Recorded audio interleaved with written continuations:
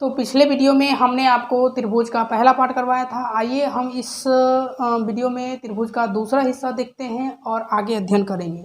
यह continue series चलेगी, पूरे त्रिभुज पे चलेगी और बीच बीच में होगा तो आपको शॉर्ट वीडियो 1-2 मिनट का मिलेगा। हमने पिछले वीडियो में त्रिभुज के बारे में देखा था और त्रिभुज के देखे थे क्या क्या हैं, शीर्ष हैं, भुजा हैं, कोण हैं। कितने शीर्ष थे? 3।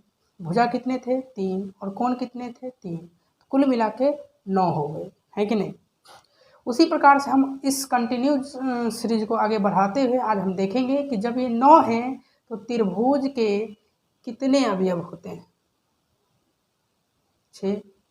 जब यह त्रिभुज के 6 अवयव होते हैं तो यह जो 3 भुजा है, 3 कोण है और 3 शीर्ष है, आखिर इसमें से 6 ही लिया गया, बाकी के 3 क्यों नहीं लिए गए?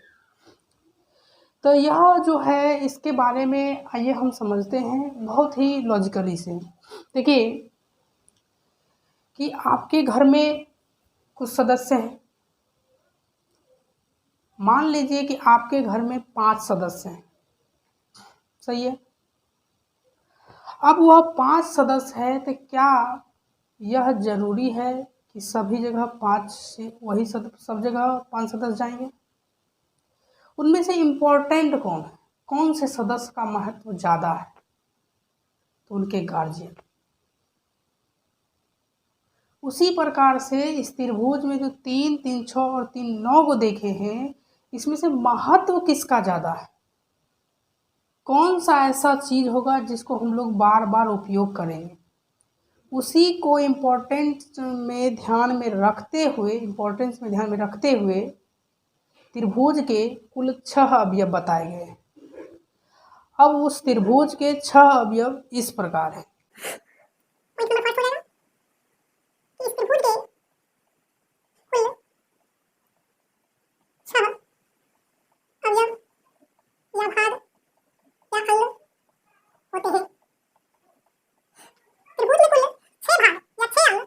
छह अवयव होते हैं।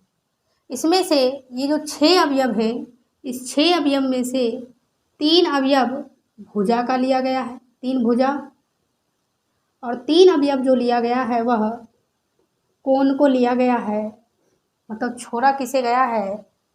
शीर्ष को। शीर्ष का उतना कोई महत्व नहीं होता है। आगे के जितने भी प्रश्न करेंगे उसमें भुजा और कोण को ही ज़्यादा महत्वपूर्ण माना जाता है। उम्मीद करते हैं कि यह प्रश्न आपका क्लियर हो गया होगा कि त्रिभुज में 3 भुजा, 3 शीर्ष और 3 कोण मिला के 9 हुए तो हम लोग 6 ही क्यों लेते हैं? इस 6 लेने के उद्देश्य हो गया कि त्रिभुज के कितने अवयव हो गए? 6। त्रिभुज के कुल कितने अवयव? 6। त्रिभुज के कुल कितने अवयव? 6। आइए इसका हम अगला देखते हैं। नेक्स्ट वीडियो में ये भी देखने वाले हैं कि त्रिभुज का नाम कैसे लिखते हैं और त्रिभुज का कौन सा नाम सही रहेगा। क्या जितने भी नाम लिखने आज सिखाएंगे वो सबके सब सही रहेंगे? इस पर हम लोग चर्चा करेंगे। तो ध्यान दीजिए, इस त्रिभुज का नाम लिखने के लिए जो रूल है बहुत साधारण सा है। एक होता है क्लॉकवाइज और एक होता है एंटी क्लॉकवाइज। या तो आप त्रिभुज का नाम लिखने के लिए क्लॉकवाइज का इस्तेमाल कर सकते हैं या एंटी क्लॉकवाइज का इस्तेमाल कर सकते हैं। क्लॉकवाइज का मतलब होता है घड़ी की दिशा में, यानी इस डायरेक्शन में, और एंटी क्लॉकवाइज का मतलब होता है घड़ी के विपरीत दिशा में। आपने घड़ी देखा होगा, घड़ी देखा होगा ना आपने। जब आप देखेंगे ध्यान से तो घड़ी की सुई जो है कुछ इधर से इधर चलती है, इसलिए इधर से इधर चलने वाले को क्लॉकवाइज कहा जाता है और इसके विपरीत चलने वाले को एंटी क्लॉकवाइज कहा जाता है। तो इस त्रिभुज का नाम या तो आप क्लॉकवाइज में लिख सकते हैं या एंटी क्लॉकवाइज में लिख सकते हैं, दोनों बिल्कुल सही है। जैसे आइए हम इस त्रिभुज का नाम लिखना चाहते हैं तो देखिए इस त्रिभुज का नाम कितने प्रकारों से लिख सकते हैं। जैसे हमें इस त्रिभुज का नाम लिखना है तो सबसे पहले आप इस त्रिभुज का नाम दीजिए। अब इस त्रिभुज का नाम देने के बाद देखिए किस शीर्ष की बात की जा रही है। पहले 3 शीर्ष है ना, पहले एक शीर्ष को पकड़िए A, अब इस ए से एक बार आप एंटी चल जाइए, इधर देखिए ऐसे चलेंगे तो एंटी क्लॉकवाइज होगा। ए के बाद हमने लिया बी और जस्ट उसके बाद लिया सी, तो ये हो गया त्रिभुज का नाम। या आप इस त्रिभुज का नाम ऐसे भी लिख सकते हैं प्यारे, इससे फिर से ए लिखिए।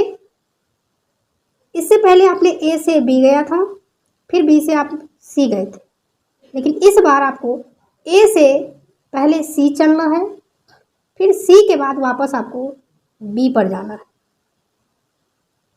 उम्मीद करते होंगे आपको यह समझ में आ रही होगी। बड़ा ही सरलता से समझा रहे हैं, कोशिश कीजिए। ये दोनों के दोनों हमने जो त्रिभुज का नाम लिया शीर्ष ए से स्टार्ट किया है। अब आप शीर्ष बी से भी स्टार्ट कर सकते हैं। शीर्ष बी से जब स्टार्ट कीजिएगा तो पहले बी लिखिए। अब आप दो तरीके से चल सकते हैं, या तो पहले इधर घूम जाइए या तो आप इधर घूम जाइए। यदि आप इधर घूमना चाहते हैं तो बी के बाद होगा ए और ए के बाद होगा सी। फिर से आप एक त्रिभुज लगाइए, फिर से उसी शीर्ष की चर्चा कीजिए बी। इससे पहले आपने इधर चला था, अब आपको इधर से जाना है बी सी ए। इसी प्रकार आप तीसरे शीर्ष सी से स्टार्ट कर सकते हैं।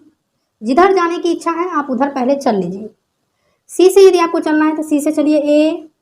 तो इसी प्रकार से आपने देखा कि एक शीर्ष से 2 बार नाम लिखा गया। तो इस त्रिभुज में टोटल 3 शीर्ष होते हैं। इसका मतलब एक त्रिभुज का नामांकन 6 बार किया जा सकता है। इसी उद्देश्य से आप यह भी कह सकते हैं कि चतुर्भुज में 4 शीर्ष होते हैं। इसका मतलब हम लोग उसका 8 गुण नामांकन कर सकते हैं। किसी बहुभुज में 5 शीर्ष हैं, इसका अर्थ है कि 5 शीर्ष का मतलब उसका डबल, 5 दूनी 10 गुण नामांकन आप कर सकते हैं। इसमें से जो अच्छा माना जाता है, जो ज़्यादातर पॉपुलर होता है और सभी लोग यूज करते हैं, वह है अल्फ़ाबेटिकली ऑर्डर। अब यह अल्फ़ाबेटिकली ऑर्डर क्या है कि अंग्रेजी वर्णमाला में जो अल्फ़ाबेट पहले आएगा, उसके बाद दूसरे, उसके बाद तीसरे, इस ऑर्डर में जो लिखा रहेगा वह नाम पॉपुलर होता है। जैसे देखिए ए बी सी क्रमबद्ध है, ए के बाद बी, बी के बाद सी, इसलिए यह नाम बहुत ज़्यादा महत्वपूर्ण है और अक्सर बच्चे इसी को ज़्यादा बोलते हैं और इसी को बोलने में कंफर्टेबल महसूस करते हैं। यदि उसको यह लिख दिया जाता है तो कहते हैं कि गलत है, जो कि नहीं, ऐसा नहीं है। आइए हम आपको एक त्रिभुज देते हैं, आप इसका नामांकन सीखिए। देखिए हम यहाँ आपको सिखाने आए हैं, एकदम बेसिक से हाई जाएंगे। हमने सोचा है कि यह जो त्रिभुज का सीरीज चल रहा है एकदम कंटिन्यू चलेगा, बेसिक टू हाई चलेगा। सभी चीज़ों की चर्चा भी इसमें करेंगे। चलिए एक क्वेश्चन आपको ये रहा, इसको मैं मिटा देता हूँ।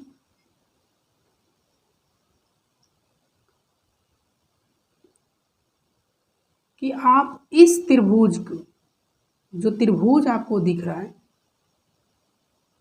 इस त्रिभुज मैंने नाम लिखा पी आर क्यू, आप इसका नाम लिखें। जो भी क्लास के बच्चे हैं, छोटे बच्चों के लिए ये वीडियो तो बहुत ज़्यादा फ़ायदेमंद है, ठीक है। उनको बेसिक मिलेगा, जिस चीज़ से वो डरते हैं, डरने की ज़रूरत नहीं है। आप सीखिए, कोशिश कीजिए, हम बहुत धीरे धीरे आपको समझाने का प्रयास करते हैं। इस त्रिभुज का यदि नाम लिखना है तो सबसे पहले लिखिए, त्रिभुज का सिंबल दीजिए। यदि हम पहले शीर्ष पी से स्टार्ट करते हैं तो पी लिखिए। अब आप इस पी से 2 साइड जा सकते हैं, एक तो क्लॉकवाइज, एक एंटी क्लॉकवाइज। यदि आपको वो भी ना समझ में आता है तो आप एक बार समझिए, एक बार इधर डायरेक्शन में जाना है, एक बार इधर जाना है। जब आप इधर जाइएगा तो पी के बाद मिलेगा आर और उसके बाद मिलेगा क्यू। हर एक शीर्ष से 2 नाम आएंगे। पुनः आप पी से लिखिए, तो P के बाद जाइएगा Q और Q के बाद जाइएगा R। पुनः उसी प्रकार आप R से स्टार्ट यदि करते हैं, R से, R के बाद जाइए P के बाद जाइए Q। फिर ने आप यदि आपने R से स्टार्ट किया है, R Q P, फिर तीसरा शीर्ष बचता है Q। त्रिभुज का सिंबल बनाइए Q से जाइए P और P के बाद जाइए R।